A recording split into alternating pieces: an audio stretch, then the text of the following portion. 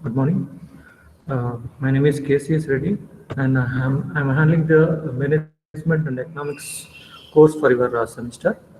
And this is basically divided into two parts, as the name is suggests, like Management and Economics. The first part is discuss about the management, and the second one is talks about the economics. So economics, there are three modules which covers three models, and the management covers two modules. So we'll just go with the syllabus. So if you look at module 1 and module 2, just only the management concepts are there. Management concepts are there, and then module 3, 4, 5, it's principles or concepts of economics and depreciation methods and all those we have. So we'll go one by one. So module 1, basically module 1, introduction to the management. So how and if I before this module 1, I'll go with the course learning objectives. So here to understand why this subject is mentioned is to understand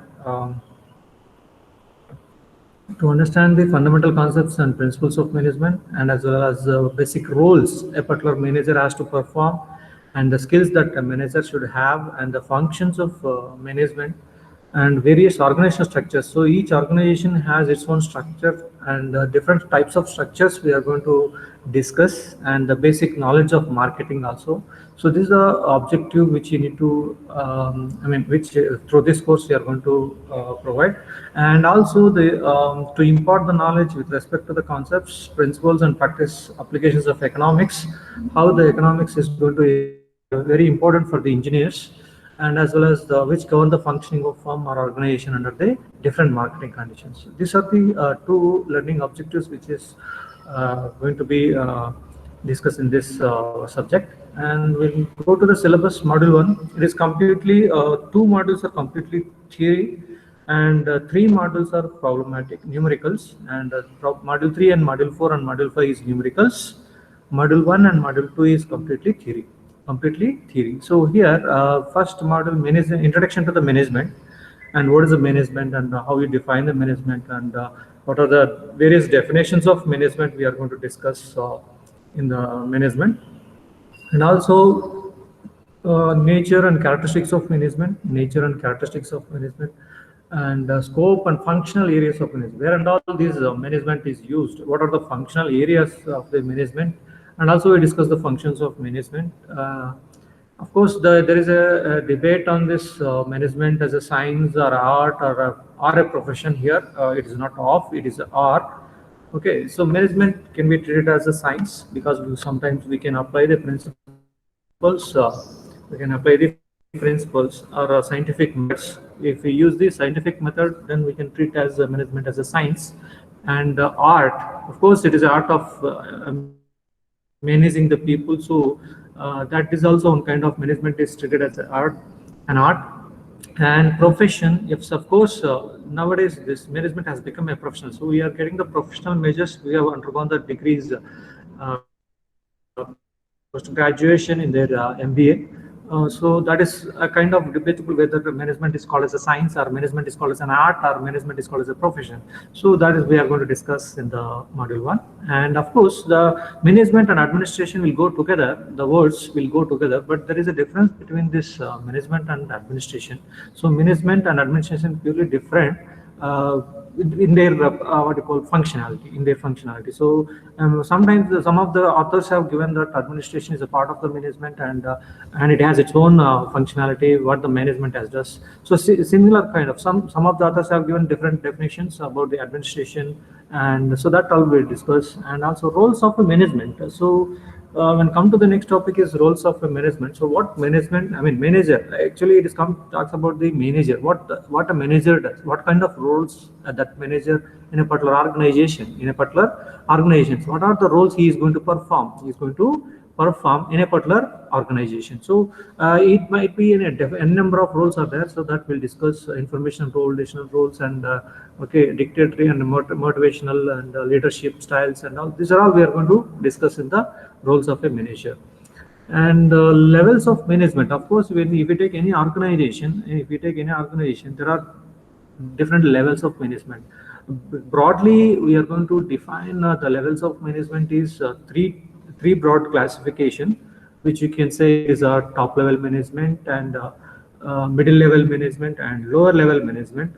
Below that, the workers will come into the picture. So when it comes to the industry perspective, so top level management generally, which goes with the board of directors, CEOs, and all will come on. Middle level management is generally the heads of a particular departments, and then the low level management is going to be talks about the foremen and supervisors and all those. So that is how the levels of management, how what are the functionalities, what they does. All this we are going to discuss in the levels of management. Levels of management in sense top level, middle level, and low level. And then the next topic when it comes to this development of management thought. Of course, management has nowadays we are discussing as a subject, but it has a history from the some past so many years. We are discussing about the management and what are the different approaches for the management. Say early management approaches, modern management approaches. We have two important things. There are two eras we can say when it comes to this 19th century and 20th century. We can say it is about the modern management approaches. And before that, we can talk this as a early management approaches. Means around say 17th century or 16th century. So the management has evolved with the industrial revolution. In the industrial revolution, so what kind of approach is there during those days? What kind of approach is there during that kind of days? So there are that we discuss in the early management approaches. Early management approaches. And in the early management approaches, there is this scientific method is going to come into picture.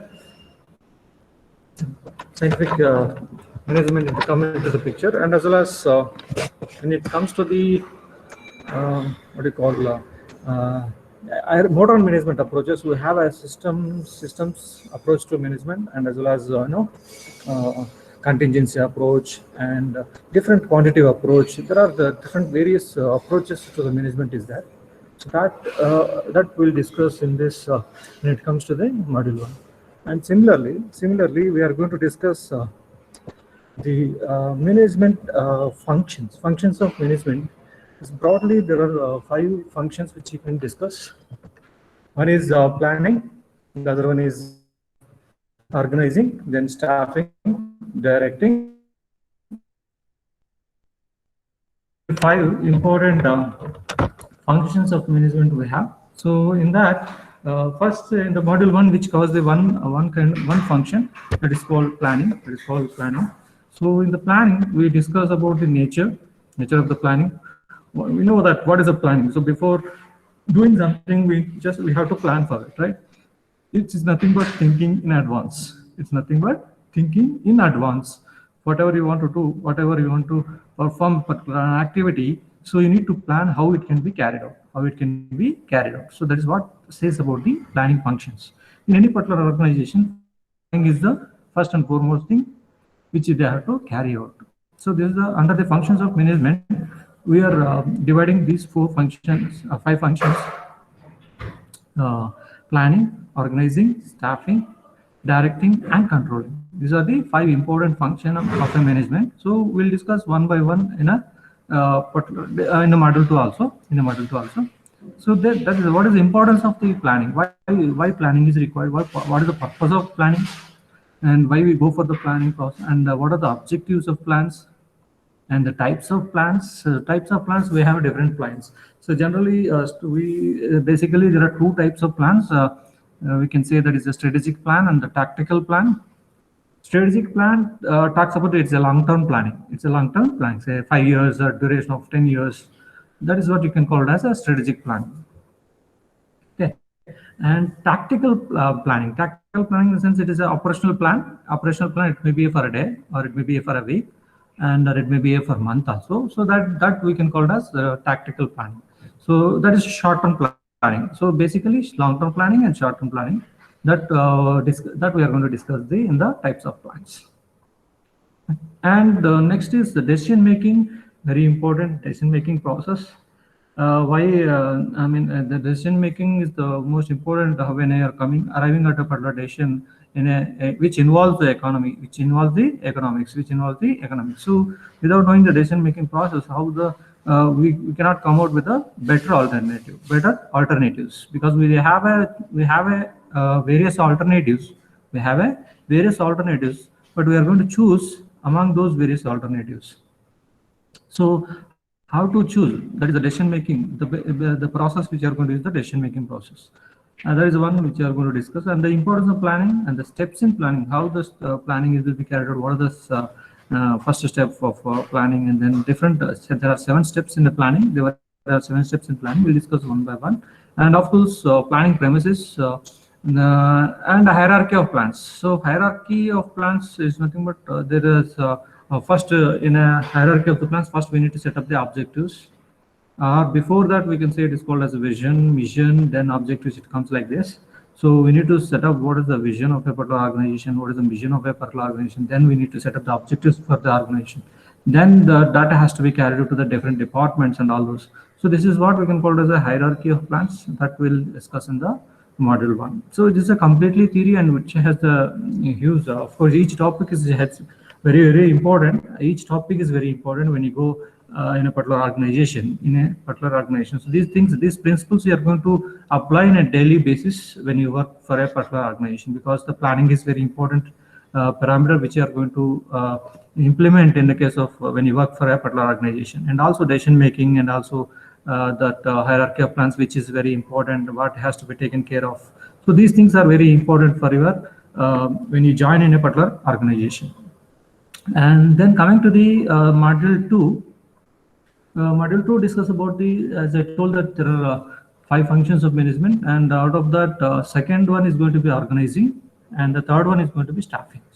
So organizing is nothing but there is a hierarchy of the particular organization. So what are the different types of organizations we have? What is the purpose of organization? Means dividing the groups into according to their what you call function, according to their functionality. So the principles of organization and the types of organization. Departmentation, types of organization is different types of line organization, and staff organization, line and staff organization, functional organization. There are various types of organizations we have that now we are going to discuss in the module 2. So when it comes to the second, that is departmentation. So departmentation is nothing but segregating the as a department based on their activities. Say, for example, finance is one department, and human resource is one department, production is one department. So based on their activities, we are grouping them into a department. So departmentation, what kind of department is? Product-based departmentation will be there. If we go to the industries, based on their product, so product-based departments will be there, and function-based departments will be there. So geographical-based departmentation is there. So the various departmentation methods are there. So we discuss all those things. And coming to the committees, we know that committees will be a group of people which are formed to function for a particular task. Okay, there is a particular organization. We have a various committees. Maybe it is a long-lasting committee, or maybe sometimes the committee which can be, once the purpose is served, then the committee will be dissolved. So that kind of committees we are going to discuss, and as well as centralization and versus decentralization of authority. So first we need to understand what is the centralization and the decentralization of authority and responsibility. So when it talks about this centralization and decentralization of authority and responsibility, centralization means that the power of authority will be placed at one particular point. One may say, for example, in a small scale industries, this centralization of authority and responsibility is more applicable in a small scale industry, because in a small scale industries with around 15 to 20 employees will be there. So the power of authority will be placed at a managing director only. And then the decentralization, where it is large scale industries, there decentralization of the authority will be distributed with the to the lower levels also. As I discussed, the levels of management, there are 3 levels of management: the top level management, middle level management, and low level management. So this authority and responsibility has distributed to the lower levels also. Then it is called as a decentralization of authority and responsibility. So centralization versus this, so which is the best? So depending on the situation, say for example, as I told you, that small scale industries will be having the number of people is 15 to 20, so it is easy to monitor. So that's why the centralization of authority and responsibility will be applicable for the small scale industries. When it comes to the decentralization of authority and responsibility, this is generally large scale industries, they are going to apply this. And the span of control in the sense that it is a number of people which you need to monitor, and a particular one superior. So number of subordinates worked under the particular superior. So this is a minimum 5 to 6 are required. Minimum 5 to 6 is what you call ideal for a particular superior can control the subordinates. So that span of control, there are two types of span of control is there: narrow span of control and wide span of control. So that we discuss when it comes to the model 2. And MBO and MBE. So it is MBO is nothing but management by objectives. MBE is nothing but management by exception. So how we are going to carry out the management in a particular organization, in the sense by setting up the objectives, and then we are going. So management exception is nothing but we are going to deal with the exceptional people is going to spend much time, and then they are going to discuss, they are going to manage the organization. So that is the definition we are going to discuss, not much on this MBO and MBE. And this is about the organizing function.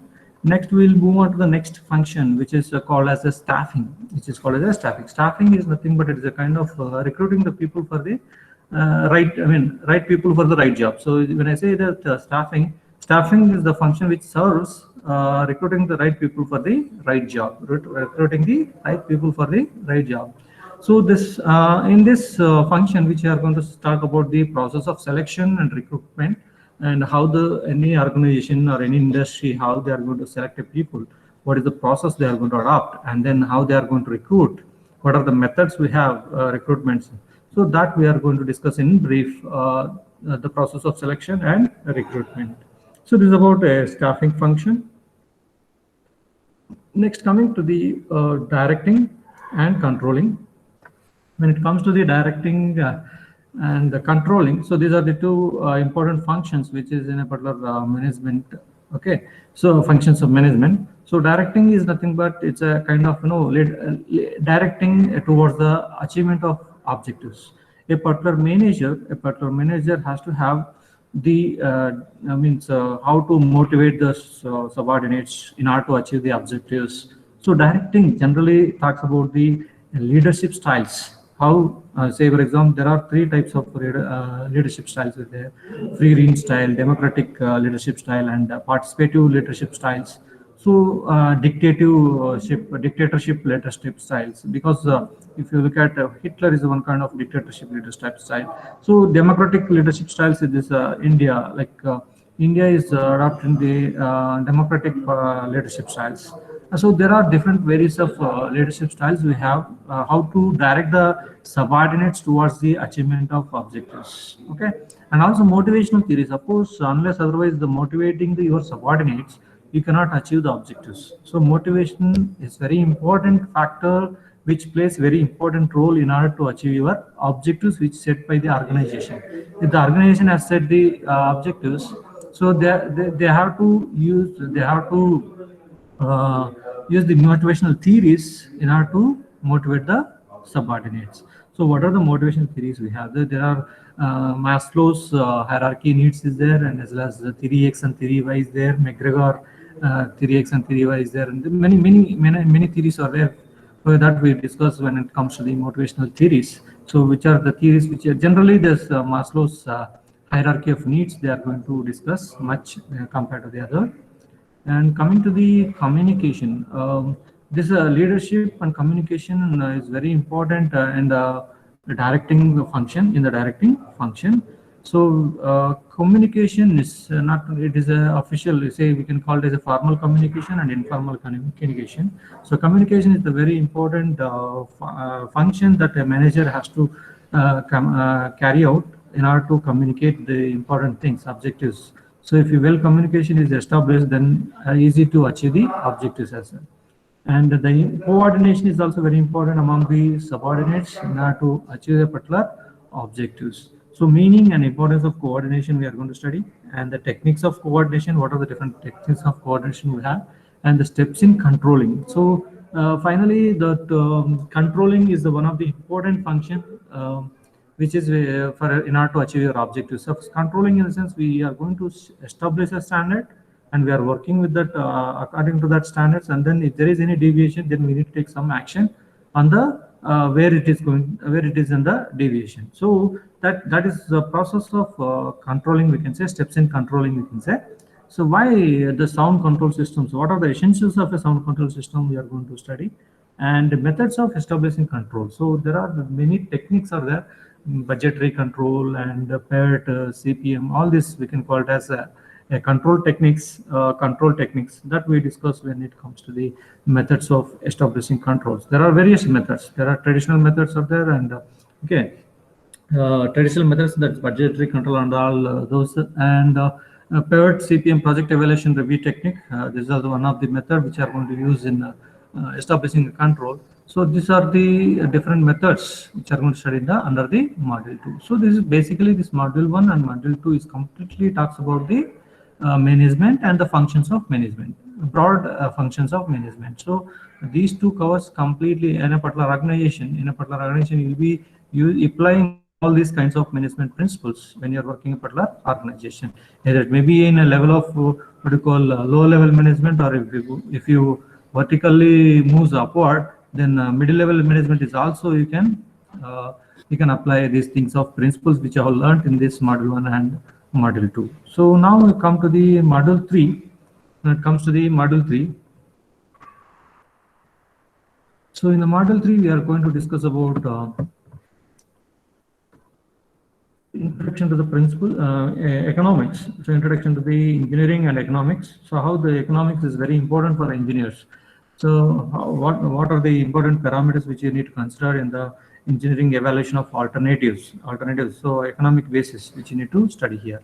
So in this problem solving and decision making process, what are the laws of demand supply? So we need to understand what is the demand and what is the supply, and what are the laws of demand and supply. And you need to understand what is the difference between the microeconomics and macroeconomics. So this very important term, when it's related to the individual, it is called as a microeconomics, and when you take the as a organization as a whole, then it is called as a macroeconomics. So microeconomics is related to a individual, and macroeconomics is related to a particular organization as a whole. So that is the difference between, we need to understand that what is microeconomics and macroeconomics, and the equilibrium between demand and supply. So when the demand and supply meets at a particular point, that the intersection of demand curve and the intersection of the supply curve is called as a equilibrium between demand and supply point. So equilibrium point we can call it as the intersection of demand curve and the supply curve is called as a equilibrium point. So then elasticity of demand. So as the elasticity is nothing but there are two parameters which we are going to discuss, price and income. As the price varies, how the demand for a particular product is going to be varies. So so the variation in the demand with respect to the factor which is, say for example, price and as well as income. So if the price varies, so if I increase the price of a particular product, how the demand is going to be, and if I decrease the price of a product, then how the demand is going to be. That is what the elasticity of demand. And the income of a people, if it is increasing, then how the demand of the particular product is going to be varies. So similarly, the income is not up, very low income is there, then what is the demand for a particular product? So that we are going to study in the elasticity of demand. Similarly, law of returns. So law of returns is, we are going to discuss about the respect to the returns of a particular investment, and as well as interest and interest factors. So we might have heard about that simple interest and as well as compound interest. So there are 6 interest factors are there. Which I are going to discuss. Is a numerical. This module is 50% is theory and 50% is numerical. And of course, module 3 and module 4 and module 5, you'll be getting 50% of the theory and 50% of the numericals. And yeah, in between I just stop and I'll tell you the standard, how the online classes is going to be conducted. As per the guidelines, we have 45 minutes of the class will be taken, and then 10 minutes of the class will be given a quiz, consists of 5 to 10 questions, for about 10 minutes you need to have. Then 5 minutes for change over the class. 5 minutes for change over the class. So these are the important things which you have in conduction of online classes. And the attendance is very mandatory. So you need to attend each and every class, okay, not like the previous semester, okay. And attendance is also monitored, and we'll be calling randomly, okay, at a point of time, and just calling by name or USN. So you need to be attentive. If you don't answer for after two times I'm going to call.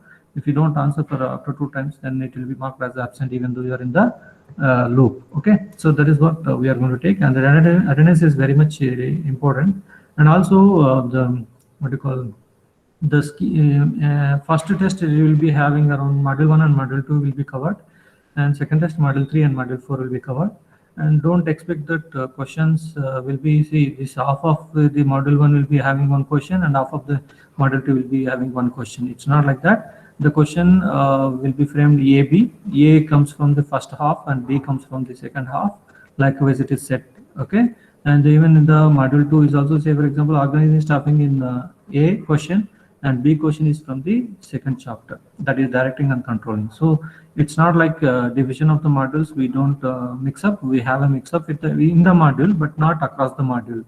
Okay. So please, you need to understand. You need to read completely the modules. Okay. And 3, 4, 5. Similarly, as I told, that 50% is the theory and 50% will be the numericals. So A will be the theory and B will be the numericals. In the module 4 is also same way, and the module 5 is also same way. So now, okay, come to the module 3. Yeah. So interest and interest factors which you are discussing. So you might have understood that simple interest and compound interest you may studied in your in the school school days or college days. I think in the school days you have studied this interest concept, simple interest and compound interest. The same is going to become here, but different way, because there are interest factors are there. 6 interest factors we are going to study. Okay, present worth and there are annual worth, compound, and all those we have. So that we discuss. And cash flow diagram. So just cash flow diagram is nothing but it is a diagram which represents the cash inflows and cash outflows a particular organization. So cash flow diagram talks about the cash inflows and cash outflows of a particular organization, and also personal loans, how they are going to calculate the EMI, equated monthly installment payments. So how they are going to calculate this EMI calculations with flexible interest rates. These are all will be discussed in the module 3. And we have discussion on problems, and there are numericals are there in this particular module 3 about the interest and interest factors, and as well as EMI payment calculations and personal loans and cash flow diagrams. On these topics we have a numericals, and also price elasticity and income elasticity is also we have a numericals, and that covers the module 3. So come to the module 4, and present, future, and annual worth of rate of returns, basic present worth comparisons, present worth equivalence, assets with unequal lives and infinite lives, future worth comparisons. So now if I discuss all these things, probably might not understand what actually see present worth in the sense. So what is the worth of a particular investment at that particular point of time? Future worth in the sense at a particular maturity of time. Means, say for example, what is the amount I am going to get at the end of 5 years? That is called as a future worth. Future worth. And annual worth in the sense at the end of every year, what is the amount I am going to gain on the investment which I made? So that is what we can call as annual worth. So these are the 3 basic present worth comparisons we can call as basic worth comparisons. So present worth comparison and future worth comparison and annual worth comparison we are going to study, and the payback comparison as well. Of course, asset life, we know for every asset will be having a life, certain life. So what is the asset life and what is the rate of return? So, and the minimum acceptable rate of return and the internal rate of return.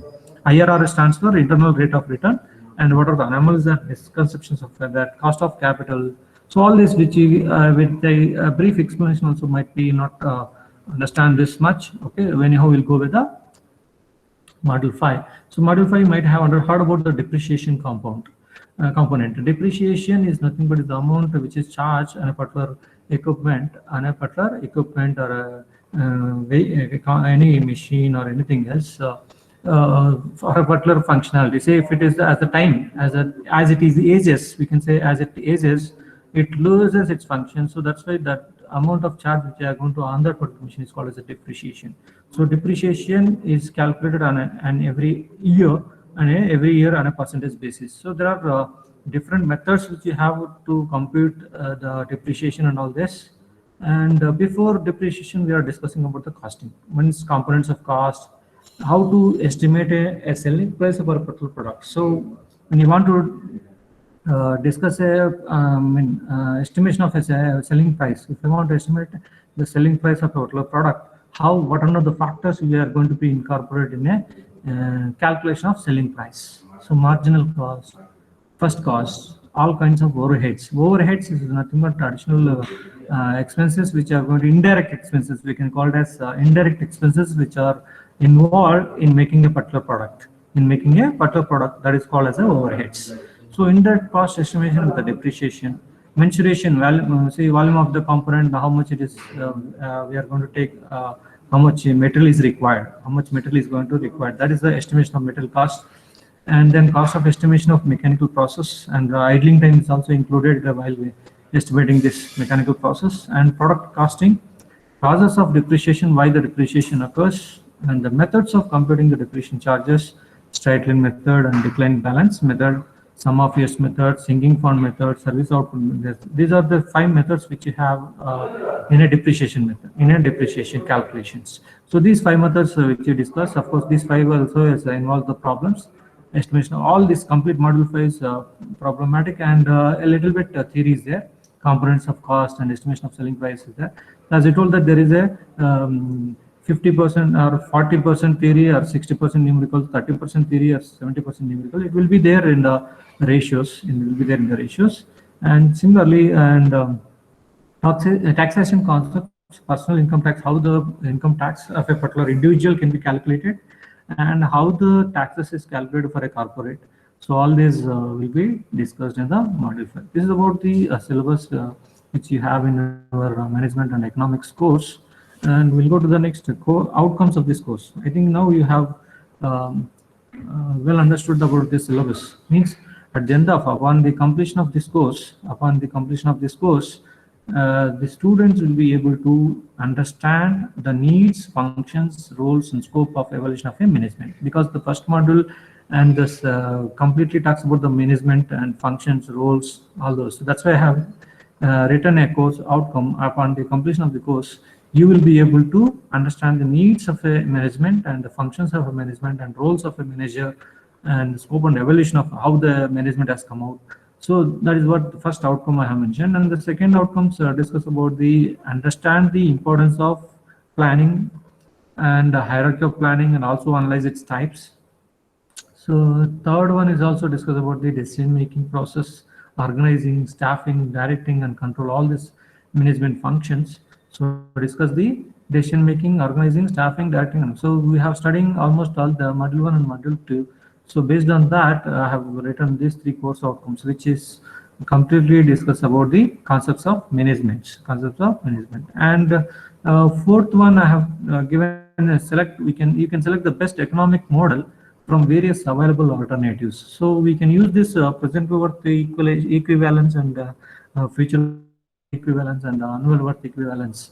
So by using these methods, we can choose the best economic model which gives you more profit, based on that different alternatives, which alternative 1 and alternative 2 if there are 2 alternatives, so how we are going to choose the best alternative among those. So for that we have methods which are used in this economics course, that is present worth, future worth, and annual worth. So using those methods, you can choose the best economic model which is going to give a benefit to the organization. So that is how the fourth outcome has written. And the fifth one, as I told you that what is the costing, and means how the components of cost will be taken, how the overheads is going to be calculated, and then estimation of selling price of a particular product. All this will be comes under the concepts of costing, and also you are going to study this depreciation method, so you can apply wherever it is applicable. So you can calculate the depreciation for a particular machine or equipment where you are working in a particular organization. So apply the concepts of costing as well as depreciation estimation. So these are the 5 outcomes which are written for your particular course.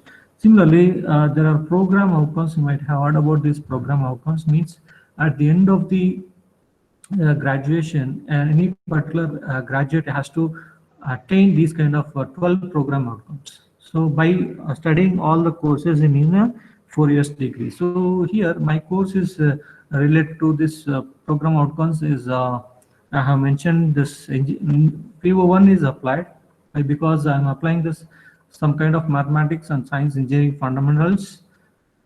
In the case of economics, as I told that select the best economic alternative in the CO4, CO5. These two is very important in applying this mathematics and all those in order to choose your best alternative. So that's why the PO1 is mapped to our course.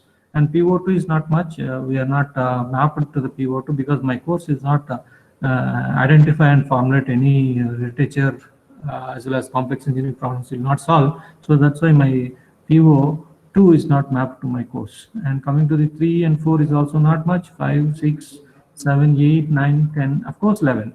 So my project management and finance I have mentioned here that demonstrate the knowledge and understanding of the engineering and management principles and apply this to one's own work as a member and a leader in a team. So because you are studying about the management principles and as well as what you call finance principles also we are going to, economics principles also we are going to study. So that is how you are going to apply these concepts in a particular as a leader in a team to manage your projects which are allocated to you in a multidisciplinary environment. So that's why my course is mapped to the PO11. My course is mapped to the PO11. And PO12, of course, is the lifelong learning. So through giving these assignments and all those, I have mentioned that self-learning component is incorporated in this lifelong learning. Independent learning or lifelong learning is engaged by giving the assignments and also. So here and also I can map the 9 and 10. 9 is the individual and teamwork, so through assignments, and 10 is also by giving the assignments I can map to the 10 as well, and also by giving the seminars. By giving the seminars I can map the 9 and 10 and 12. So these are the my course which is mapped to the program outcome, because these are the 12 outcomes, 12 program outcomes which are have to have the at the end of your graduation. You need to have these 12 program outcomes at the end of your graduation. So that's why each course has its own relevance to your program outcomes. So my course is relevant to this PO1 a bit, and then PO11 and 12. So these are the 3 program outcomes I have mapped to my course. And then program specific outcomes. Program specific outcomes. There are 3 program specific outcomes, which you can say design, analyze, and fabricate the mechanisms, analyze the thermal aspects of different mechanical systems and components, and develop the materials and components through different manufacturing methods with management skills. So here PO1, we are not designing, analyzing any fabricating mechanism. So my course is not mapped to the program specific outcome 1. And also we are not studying any thermal aspects of different mechanical systems and components, PSO2, so it's also not mapped. And PSO3 here, we are using this management skills. So we are using the management skills. So in developing any materials or any components in a manufacturing sector. So that PSO3 is mapped to, my course is mapped to the PSO3. So, and when it comes to this syllabus which we already discussed, and in the next class we discuss about the first model. And if you have any doubts,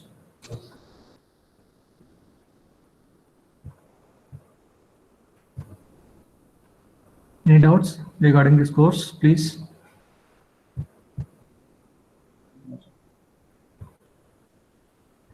No doubt, sir.